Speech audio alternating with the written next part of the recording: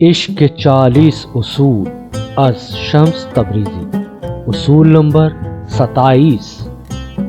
یہ دنیا اس برفانی پہاڑ کی طرح ہے جہاں بلند کی گئی ہر آواز پہاڑوں سے ٹکرا کر باز گشت کی صورت میں واپس ہم تک پہنچتی ہے۔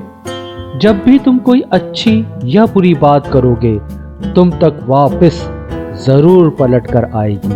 چنانچہ اب اگر تم کسی ایسے شخص کے لیے برے کلمات منہ سے نکالو جو ہر وقت تمہارا برا سوچتا رہتا ہے تو یہ اس معاملے کو اور بھی گمبھیر بنا دے گا اور تم منفی قوتوں کے ایک نا ختم ہونے والے چکر میں گھومتے رہو گے، بجائے اس کے کہ تم اس کے لیے کچھ برا کہو۔